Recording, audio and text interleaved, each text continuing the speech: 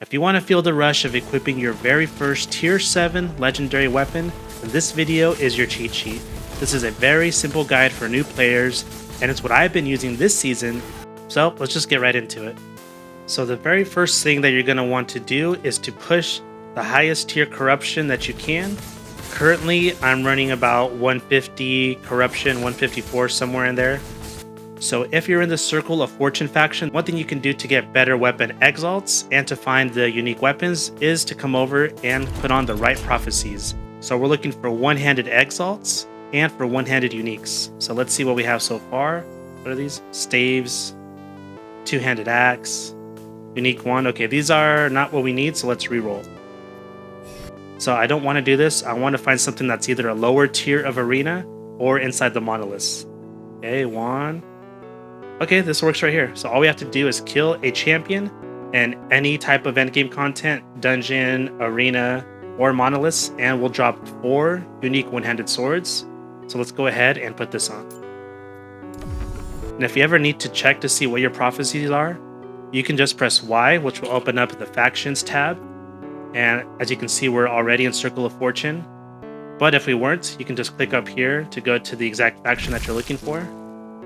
But Circle of Fortune, click on Prophecies, and you can see, and it tells you all the conditions to fulfill them. So that's just another tip to keep in mind. Okay, so once we have Prophecies, those are going to help us find the exalted weapons and unique weapons while we run Monoliths. So one thing I wanted to mention real quick is one way to find your tier 7 weapons in this case with the correct affixes. You're going to want to make sure to set up your loot filter correctly. I'm actually using the one that Raxx created and shared with everyone on his video. I can go ahead and link that in the description if you want to use that.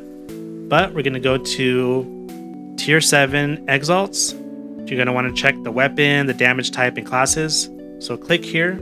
I've selected specific affixes that I want to find that are tier 7. For example, strength, melee attack speed, which is the one we use in this crafting today, spell damage, elemental fire damage. Basically, go through the filter, select the affixes that you're looking for, the tier 7 ones that you want to craft onto a unique, and then make sure that they're set to more or equal to tier 7.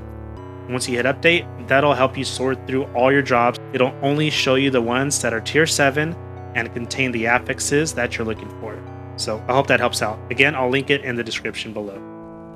Okay, so let's say that you ran Monoliths, you completed your prophecies, and you actually got the weapons that you're looking for. So here's a tier 7 one-handed sword, which has increased melee attack speed, which is exactly what I want to use to craft onto my unique. And this is the unique that we're looking to craft onto in order to turn this into a legendary. So this is Transcriber's Graver, but it'll be so much better once we can craft this 47% increased melee attack speed onto it. You just need to make sure it has at least 1 legendary potential.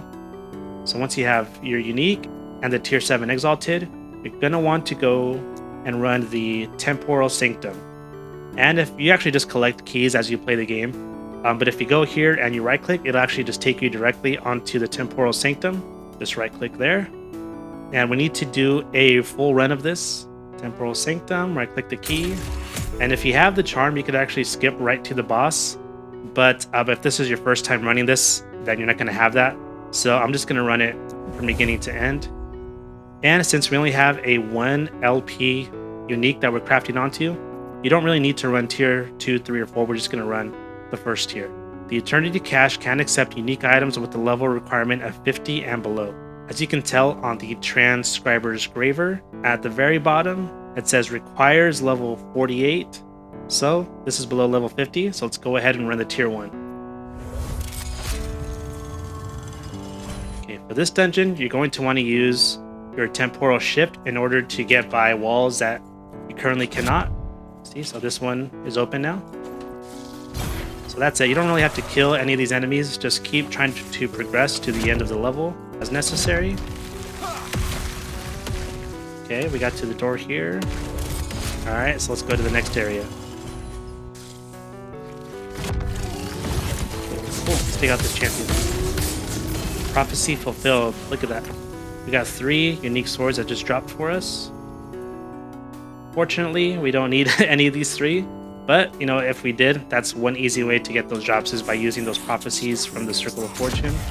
Okay, so now we gotta fight the boss of this dungeon, Chronomancer Julra. This is tier 1, so this is a pretty quick boss fight.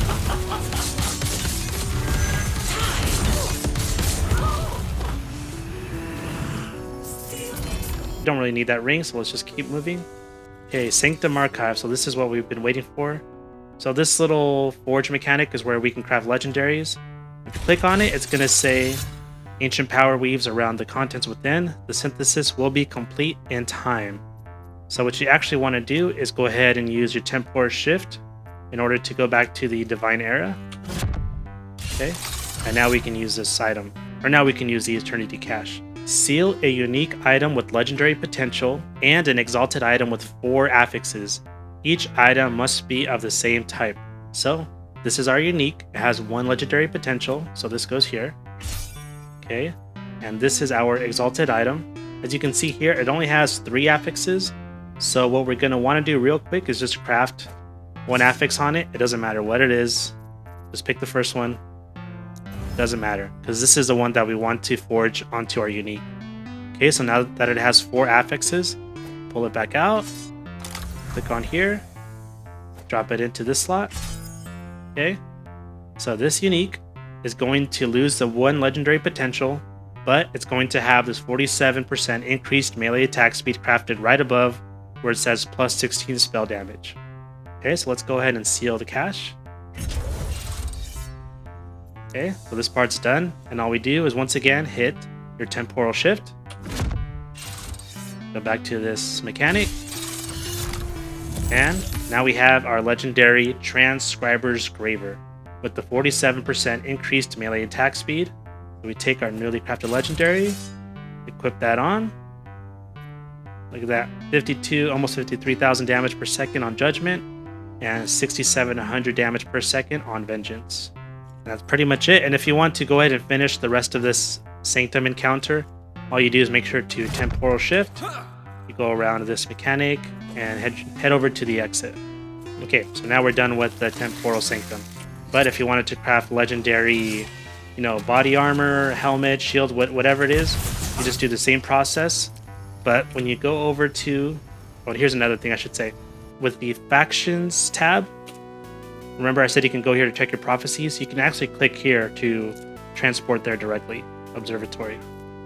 Remember, if you wanted to find some exalted armor and unique armor in order to craft legendaries for those, then you would go here as well. Once I hit rank of 9, I can unlock this slot and probably add a second one of these. So it'll make my prophecies 220% more expensive, but it will quadruple the rewards upon completion. But you can only unlock this after you've completed more prophecies. But yeah, that's going to do it for today's video. If you enjoyed the video and found it useful, please hit like and subscribe, and I'll see you all again soon. Take care.